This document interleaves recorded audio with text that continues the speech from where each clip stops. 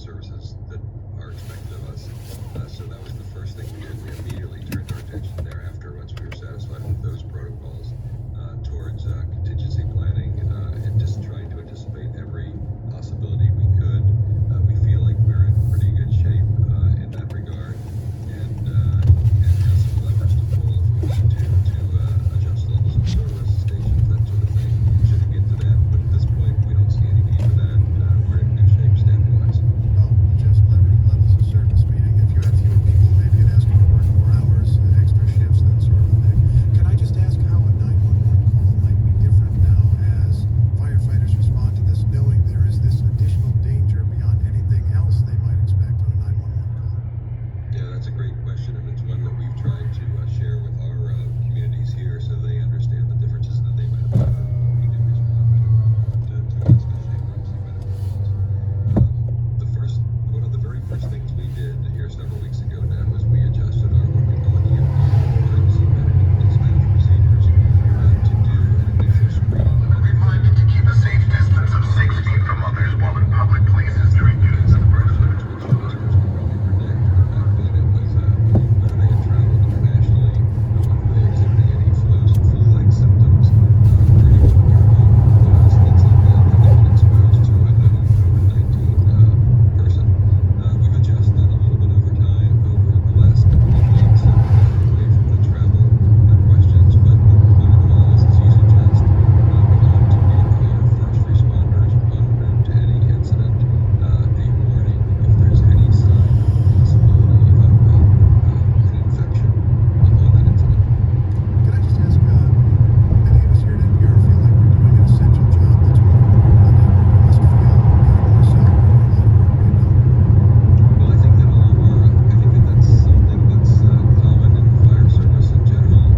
Anytime I know that in times like this, it's really so everyone, our people out there for 100 an hour, are all, as you suggest, essential workers here in the county. They are all working, whether they're in our fire stations or dispersed, working at home, as many of them are right now. They're all very dedicated to providing the services that our communities depend on from us. Steve Hill of the Contra Costa Fire Protection District in California, thanks so much. Thanks, Steve. A former FBI agent named Robert Levinson vanished in Iran 13 years ago. Since then, U.S. officials and his family have been trying to figure out what happened. Newly obtained intelligence suggests that he is now dead. This morning, I should add, an Iranian government spokesman tweeted that Iran has no knowledge of his whereabouts. NPR's Michelle Kellerman has the story. Robert Levinson's family members say they don't know where or when he died, only that it was before the COVID-19 pandemic. In an emotional statement, they said they've been waiting 13 years for answers and only recently received information that led them and the U.S. government to believe that Levinson died in Iranian custody. In a tweet, Trump's acting director of national intelligence, Richard Grenell, says America mourns with the Levinsons. President Trump says he was a great gentleman. It's not looking great, but I won't accept that he's dead. They haven't told us that he's dead, but a lot of people are thinking that that is the case. Levinson, a former FBI agent, went missing on Iran's Kish Island in 2007. The AP reported years later that he was working with some CIA analysts on a mission that had not been approved. His wife and 7 children are urging the Iranians to return his body, saying his blood is...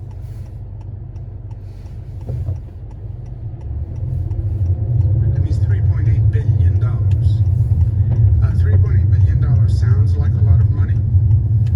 Rob Meeker, the budget director, can talk you through the numbers, but we're looking at a revenue shortfall of 9, 10, 15 billion dollars. A similar response from the mayor. This public health emergency is draining the city's resources at a time when revenue has slowed to a trickle, says Mayor Bill de Blasio. Our resources are plummeting. Our revenue's plummeting. The money that we use to help people is drying up. He's angry that there isn't substantial direct aid for New York included in the coronavirus stimulus package. Here's the truth. It was the majority leader of the U.S. Senate, Mitch McConnell, who stood in the way of real aid to New York City and New York State. That is just a fact. He said the city can survive this way for only so long. Steve Kastenbaum for 1010 vote is expected tomorrow. House Speaker Nancy Pelosi does support the bill. As you can imagine, the hospitality industry is getting slammed amid this crisis. We're talking restaurants, bars, nightclubs. Live on the line with us is Andrew Ridgie, the Executive Director of NYC Hospitality Alliance. Thank you so much for being here. Give us the latest on how your industry is being impacted. Well, it's absolutely devastating. Restaurants are the backbone of our community, as are our workers, and they are closing more and more every day, and they are laying off tens of thousands of employees. They need direct support because if we are going to survive as a city, our restaurants are going to be the backbone of that recovery. Well, as we just heard on 1010 Wins, both the governor and the mayor do not like this stimulus package that is, we assume, is going to pass Congress. What do you think about it? Listen, at least we're going to have some money going to businesses and going to the workers, but this is only going to be one phase. We need immediate relief and also relief in the midterm and long term. So just one injection is not going to do it. We are going to need more support so we can continue to support this recovery. There's a movement now online called #GreatAmericanTakeout, urging folks to order from their local restaurants. Certainly one way to help struggling businesses right now. Yes, for restaurants that are offering takeout or delivery, that's really important. But I would urge everyone to call your restaurant direct. If you're in New York City, call the 212 number, the 718 number. Go directly to the restaurant's website and place your order. That way they won't pay the enormous fees that some companies like Grubhub and Seamless are charging these restaurants. We actually need to cap these fees at no more than 10%. So we want these small businesses to survive. Is there price gouging by those services? You know, in a good market, their rates were already so high, and under the current situation, these 15-30% fees are completely unsustainable. We need to cap fees no more than 10%, make sure we can get some money going to small businesses, keeping some people employed if we can do it in a safe way, and keep food going to New Yorkers. We're also vital to the food supply in New York. So do you have any advice for restaurants that are doing the takeout on precautions they should take in terms of the virus for their delivery workers, etc.? You know, you should look online at the CDC, at the New York City Health Department, and look at some basic general guidelines. We want to make sure that everyone is protected. They have hand sanitizer. They're regularly, washing their hands. We're preparing the food in a safe way. So there are certain precautions that we should take, and these are the utmost importance. But like I've been saying, if we want to ensure that we have public health and safety, we need to support these small businesses. The small business people are employed and our workers don't have jobs, it will only exacerbate the public health crisis. So these things go hand in hand. What message do you have for folks who are now struggling in your industry? What do you say to them directly? Listen, the New York City Hospitality Alliance and so many other folks are fighting around the clock to support everyone. This is an incredibly trying time for our industry. There will be a lot of devastation, but we will pull through this together. And also with social distancing right now, humans by nature, we want to be together. When we get through this, people want to go out, eat and drink, come to our venues, but we need to support people because they're in a tough time and some people may not have the money to eat and drink. So we must all come together as a city and we will persevere, but it's going to be tough. Andrew Ridgie, Executive Director of New York City Hospitality Alliance. We look forward to following up with you in the coming weeks, and we appreciate your time. Thank you. Stay safe. Stay safe. Wins News Time, 8:48. We do have some sports news to report. Here's our 1010 Wins Sports Director, Mark Renee. Today was supposed to...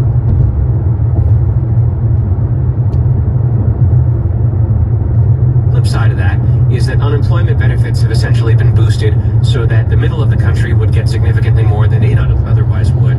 You're talking about $2,400 a month in unemployment in addition to what the state would provide. And that is what leaders in Washington say is something that they can do for people who need it. Yeah, I guess we're kind of used to it, this neck of the woods, being on the short end of that stack cards. Thank you, Stephen Portnoy. It's 8:48. It's happening at a time we could really use the help. Let's get the traffic and weather together on the 8s. And here's Tom Kaminsky, sponsored by 1-877-8-ABUSED. All right, Wayne, let's start first off on the northbound side of Tunnelly Avenue. This is in Jersey City. It is just in the area of Secaucus Road. We have some gas being repaired now. The right lane is blocked. The Garden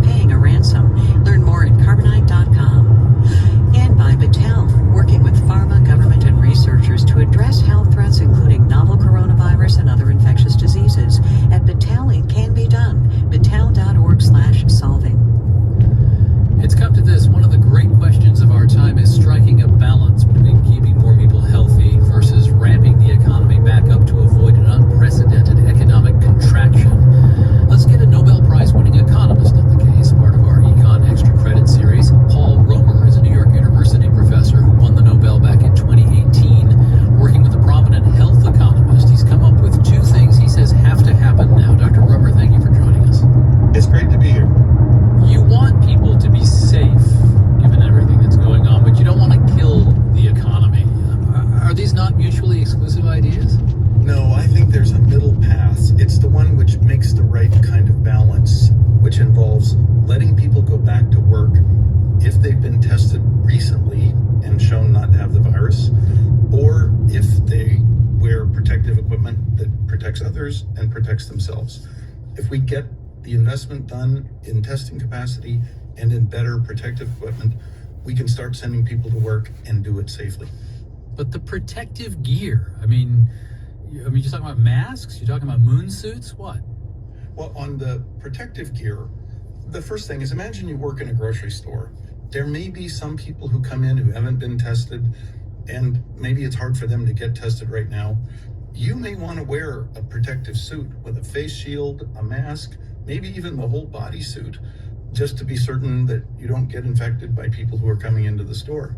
Now, soon what we could shift to is just you force people to show before they come into the grocery store that they have a negative virus test, let's say within the last 24 hours, 48 hours, or if they don't have a recent negative virus test, you make them come back to the grocery store wearing their own protective suit.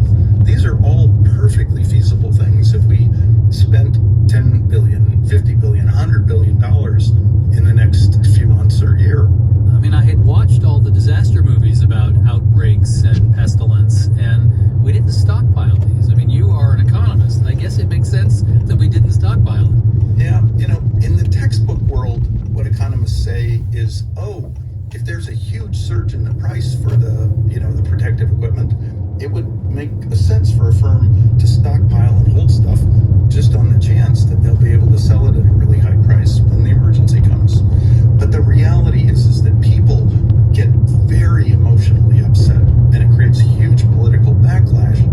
Well, we call it price gouging. Gouging, yeah, profiteering. And that kills the incentive for any firm to stockpile because there's no particular price premium they're going to be able to sell it at.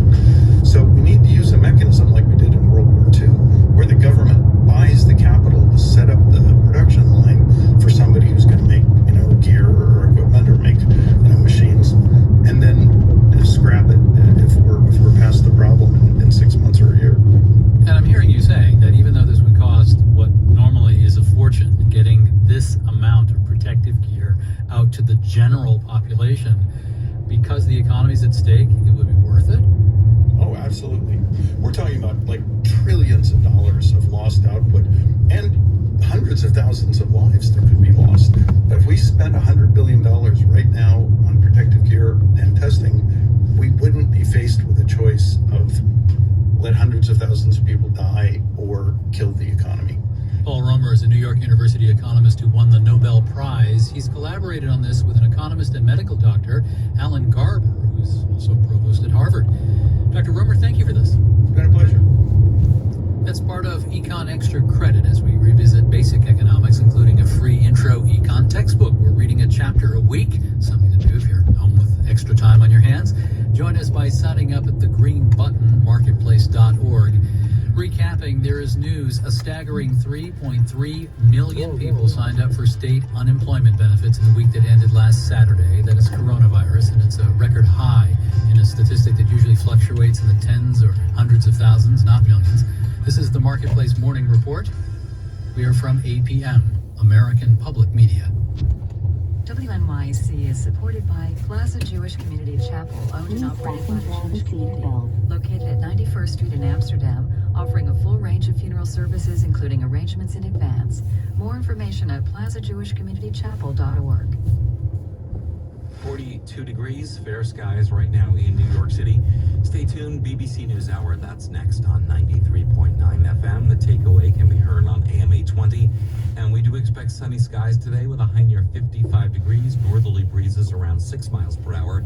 There is a chance of rain tonight, a 40% chance of showers, and then a better chance of rain tomorrow with a high near 57 degrees. Rain is likely once again on Saturday. Right now, 42 degrees in New York. It's 9 o'clock.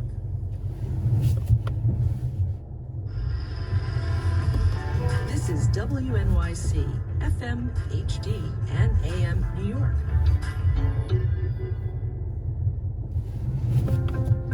Welcome to News Hour from the BBC World Service. Hello, I'm James Menendez.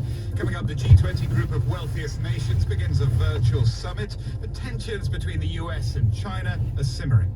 After we've managed to address this crisis, after we've managed to get these economies back on their feet, there'll be a time for the world to evaluate responsibility for what took place. Also, the US Senate approves a rescue package like no other, weighing in at $2 trillion.